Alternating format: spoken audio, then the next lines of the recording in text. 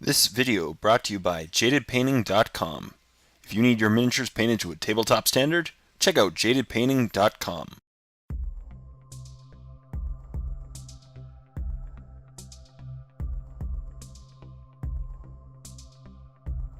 Hey everyone, welcome back to part 2 of this Dark Potential painting tutorial. My name is Jay and I'll be showing you how to paint this winter-themed Petrov-Morales Corporation Director.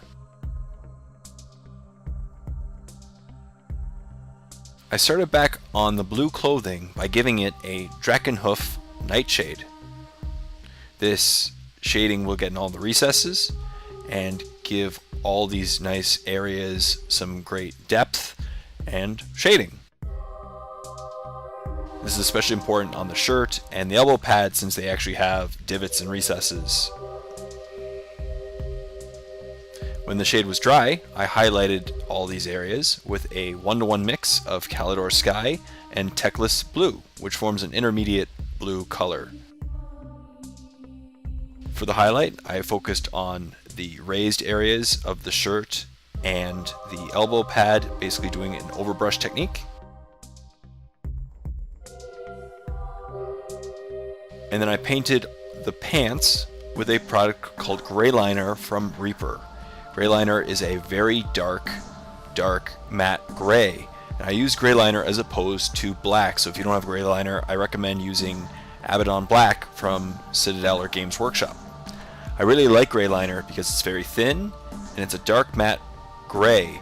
So what happens is, even if you just do a single coat of this over the pants, the recesses will still appear very dark and basically black, while the pants will appear very dark gray. So using one coat of Greyliner creates some really nice contrast on these areas where black would not have.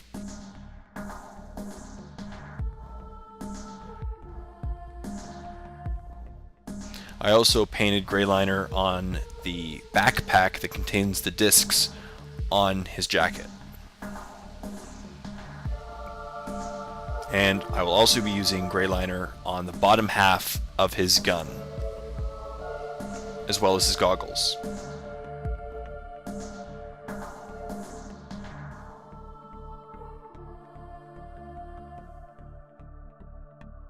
Remember to take your time and do very nice thin brush strokes on the goggles because you don't want to accidentally go onto the face or the hair, two areas we've already been working very hard on. And for the gun, I just decided to paint the bottom half of the gun the Greyliner, in which the top parts will be metallic.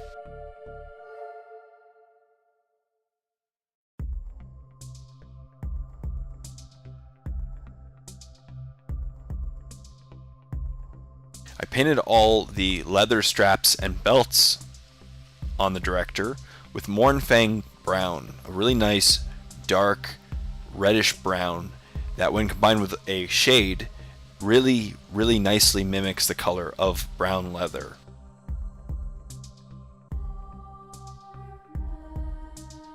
As you can see, I'm painting his belt and the straps on his arm and his chest, as well as his boots. I decided to go with the brown leather boots because it's a more realistic color for them, and I'm trying to go for a more realistic palette of colors for this particular model.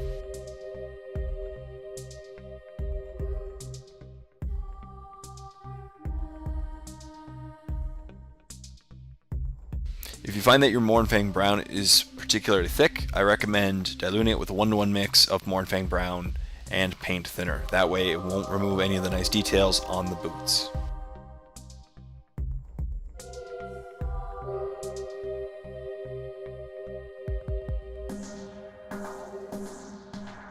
And then I gave all of these brown areas an Agrax Earth Shade, which is basically a brown shading. Agrax Earth Shade will get in all the recesses, give it some depth, as well as give it an older, dirtier appearance, so a really worn, leatherish appearance, which is really nice on these type of models.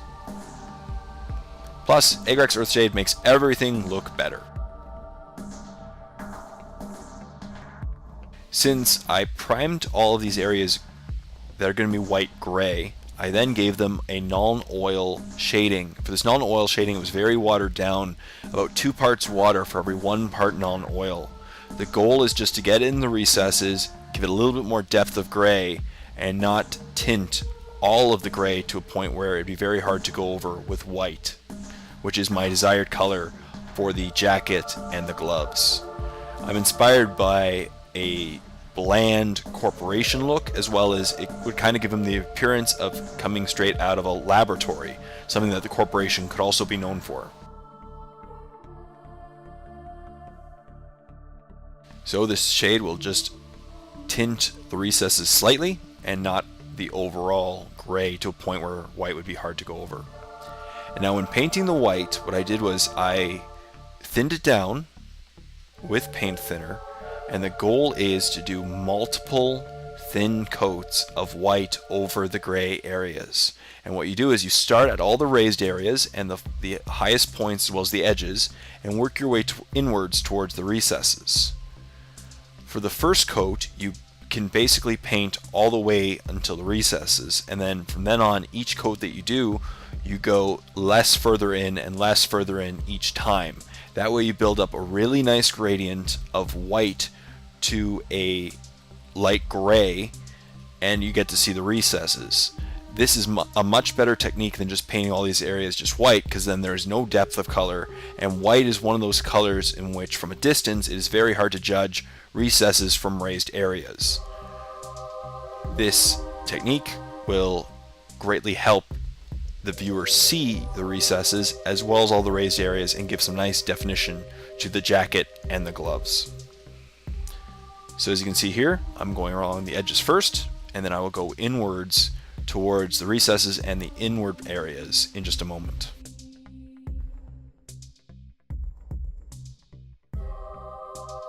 For the hood, I once again just used an overbrush technique and picked up on all the raised areas, leaving the dark gray in the recesses.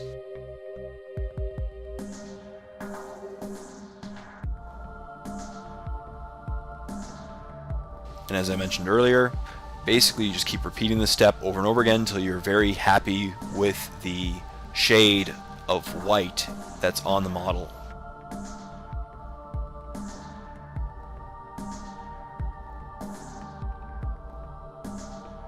Also, remember to let the first coat completely dry before proceeding to the second coat, because if not, that is a great way of showing brush marks on the final product.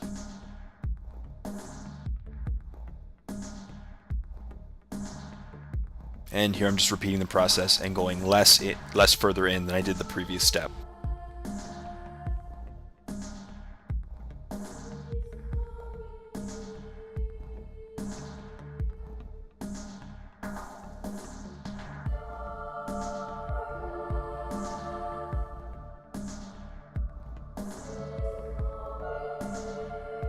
And with this step near completion, we can turn our attention to painting the discs and finishing up the rest of the model.